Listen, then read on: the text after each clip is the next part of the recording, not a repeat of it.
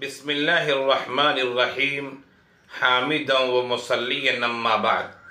सामईन किराम व नाज़रीन एज़ाम, महाराष्ट्र से एक आदमी ने सवाल किया है, मुफ्ती साहब ज़रा ये बताइए कि निकाह के बाद उमूमन ऐसा होता है और ये हिंदुस्तान में तकरीबन तमाम जगहों पर रिवाज है, अलग अलग अंदाज से है, लेकिन ये है कि जब निकाह हो जाता है तो लड़का लड़की के घर यानी आंगन में अंदर जाता है।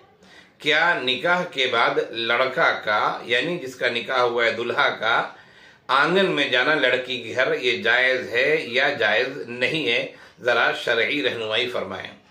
इस सिलसिले में अर्ज़ ये है कि देखिए, निकाह होने के बाद तो ये रिश्ता हो गया है, शादी हो गई है, दोनों ज़ौजैन हो गए हैं। जिस लड़का का, जिस लड़की से, जिस मर्द का, जिस औरत से निकाह हुआ है वो आपस में शोहर बीवी के रिश्ते से बंध गए हैं और वो दोनों ज़ौजैन हो गए हैं।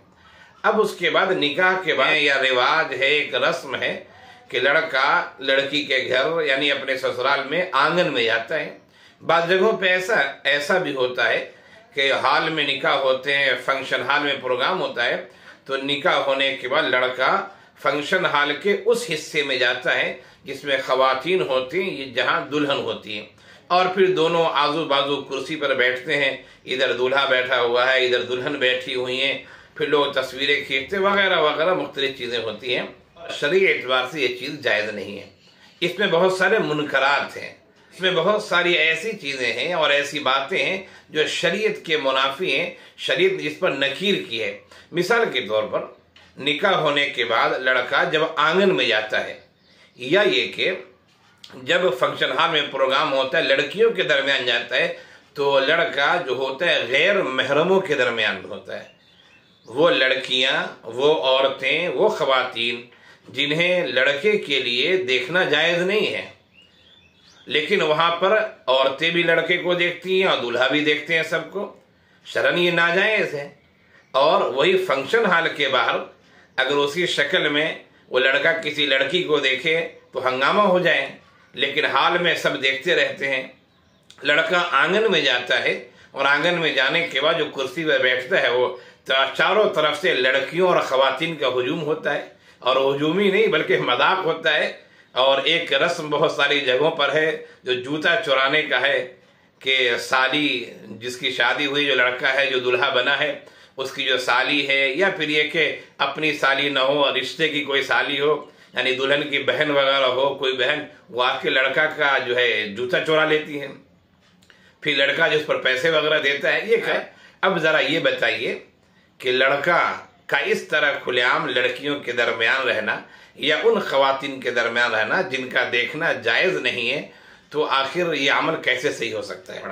हाँ, अगर ऐसा हो, इस बात को मद्देनजर रखें, हाँ अगर ऐसा हो कि लड़का निकाह के बाद घर में जाता है और ख़ास कमरे में वहाँ सिर्फ उसकी सास हैं या बूढ़ी खवातीन हैं या वो रिश्तेदार खवातीन हैं जो महरम है, जिनसे रिश्ता नहीं हो सकता, शादी नहीं हो सकती, ऐसी खवातीन हैं, तो फिर उनके सामने लड़का रह सकता है, मिल सकता है। मिलने का मतलब ये है कि सलाम कलाम हो सकता है, बैठ सकता है, खवातीन देख सकती है, लेकिन ऐसा नहीं होता है। ऐसा नहीं होता है। लड़का आंगन में जाता है और चारों तरफ से लड़कियों का, खवातीन का, रिश्तेदारों का, गांव महल्लों की औरतों का एक हुजूम रहता है, और वो हंसी मजाक, और फिर लड़का जो दूल्हा होता है उसके साथ भी बाज लड़के चले जाते हैं, वीडियोग्राफी शुरू हो जाती है, तस्वीर कशी होती है। यकीनन ये सब चीज़ें दुरुस्त नहीं है।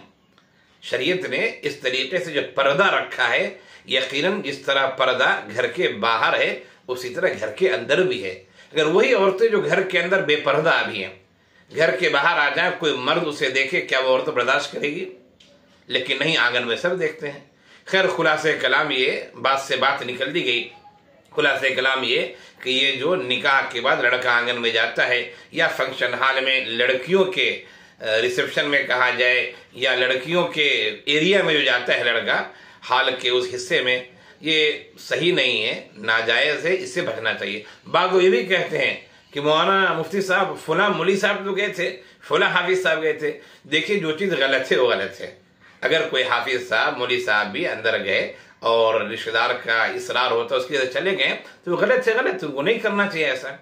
लेकिन एक काम अगर उन्होंने गलत कर लिया है तो इसका मतलब ये नहीं कि आप उनको हर चीज़ में बुरा ही समझे, ऐसा नहीं। एक काम गलत से नहीं करना चाहिए, कर लिया आइंदा नहीं करे हो। इस तरीके के मौके से, इस तरीके की चीज़ों से गुरेज करें। खैर, ये मैंने शरीयत का मसला बताया। अल्लाह ताला हम सब को अमल की तौफीक दे और शरीयत ने जो हुदूद रखे हैं पर्दे के, अल्लाह ताला उन हुदूद पर हम सब को अमल करने की तौफीक इनायत फरमाए। आमीन या रब्बल आलमीन।